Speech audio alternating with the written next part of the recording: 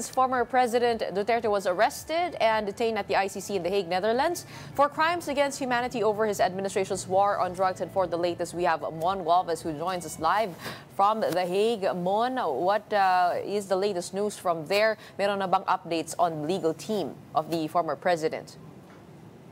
Yes, Gretchen, we have talked to Attorney Nicholas Kaufman, the lead legal counsel of the former President Rodrigo Duterte, and he says, and he confirms, that their core legal defense team is now complete. It comprises of lawyers who have experience or years of experience in handling international criminal in international criminal court, and years of experience in handling information technology that is required to run a defense case to that court, because he is mentioning that they are going to work with electronic evidence. So kailangan daw talaga ng expert or at least may experience daw sa IT, because they need to have understanding of how to use this information system.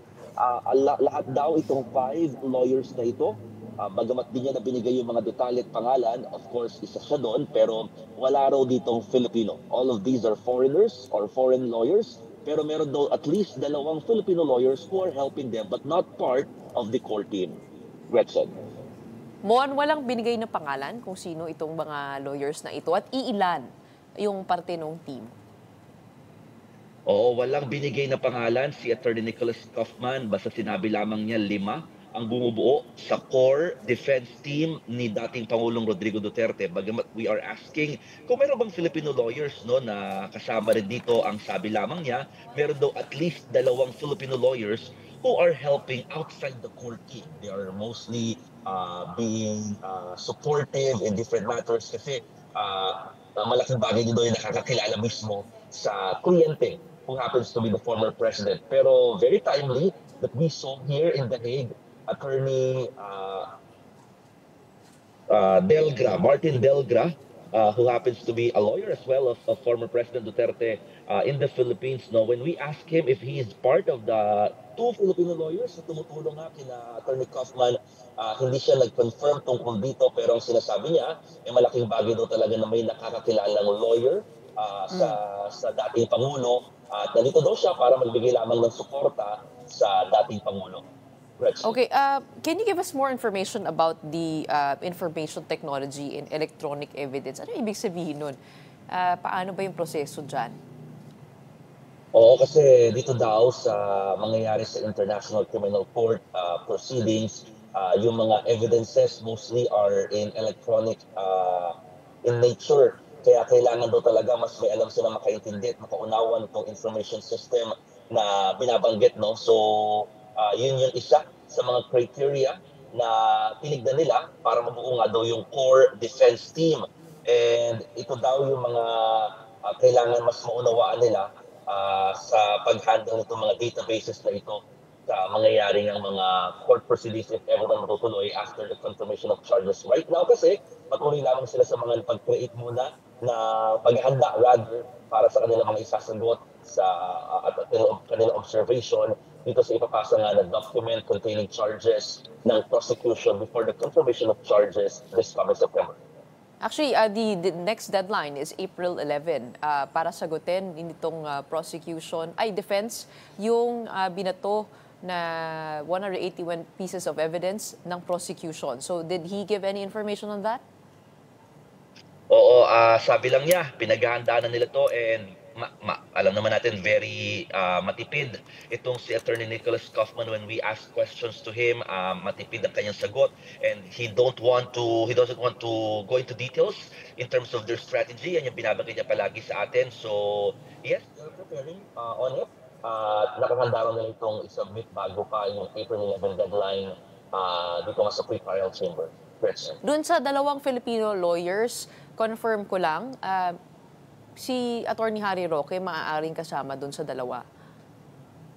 There is a possibility that Attorney Harry Roque, Attorney Delgra, and even former Executive Secretary Salvador Medildea might be there. Although wala nga kinonfirm si Attorney Kaufman on whose names are this, no? Kung sino itong at least 2 lawyers na binabanggit. Pero these 3 lawyers, ang nakikita natin dito ngayon sa The Hague na present at the moment na nagpapakita ng suporta kay dating Pangulong Duterte habang siya ay nakadetain dito nga sa ICC Detention Center, Gretchen. Okay, would you know if they will be applying for legal aid from the ICC? Alam natin kasi parang may sinasabi si Attorney Harry Roque nung nandyan kami na parang doon sa listahan ng ICC na iso-shoulder, na maaari nila ma-shoulder, parang nasa 5 yung team eh. Meron ba sila sinabi in that light? Natanong natin din yan actually kay Vice President Sara Duterte herself at sinabi niya na they are not thinking about this one pa muna at hinahayaan muna niya kay Attorney Nicholas Kaufman itong bagay na ito sa legal aspect. At kung kinamat si Nicholas Kaufman, si Attorney Kaufman about this, he refused pa to answer this matter. No? So nakafocus lang doon sila ngayon sa paghahanda nga sa i-respond nila dyan sa ipapasa ng prosecution. Kung sakali, dahil nga kompleto na rin yung legal team, this is the perfect time na makapag-file na rin daw sila ng mga motions or petitions before the court para nga sa kanilang kliyente na si dating Pangulong Duterte. It might be part of it ng interim release. Pero hindi pa rin niya tinonfirm if this is one at kung kailan na nila ito ipa-file. Lalo't karapatan din naman daw ng isang accused or ng suspect ang mga ganitong klaseng motion or petition. Gretchen. Naalala ko kasi sabi ni Attorney Roque noon na yung maaring ma-shoulder ay 3 lawyer lamang, tapos parang yung iba hindi sila parang support staff sila. Pero dahil 5 international lawyer, that seems quite heavy on the pocket, knowing also the hefty fees that these international lawyers charge. But it seems that the team is going for the best defense possible for the former president. Mon, any updates on the family there, kung may mabumisita kahapon at sino yung mga mananatili pa dyan? Alam mo, sa observation natin in the past 2 weeks, Gretchen, staying here in The Hague, mostly kapag weekend up to Monday, halos walang bumibisita ng mga kamag-anak ni dating Pangulong Duterte sa kanya dito sa ICC Detention Center. So it's the same situation yesterday and this weekend. So we are expecting another visitors or a set of visitors this Tuesday na madalas nangyayari Tuesday to Friday, yung halos araw-araw bumibisita yung mga kaanak ng dating Pangulong Duterte. So again, nandito pa rin naman si Fanny Avancenia, the common law wife of the former president, plus her daughter, na si Veronica Quito Duterte. At in-expect na rin na dumating daw this week, bagamat there's no confirmation yet, si Davao City 1st District Representative Paolo Duterte na kapalit ni VP Sara sa kanyang pagbalik na daw dyan sa Pilipinas. All right, thank you so much for your updates. We have a legal team complete. We have yet to know the names of those who will be in defense of the former president, but that is what we will stay tuned to with your reporting over there from The Hague in Netherlands. Maraming salamat. That was Mon Gualvez from News 5.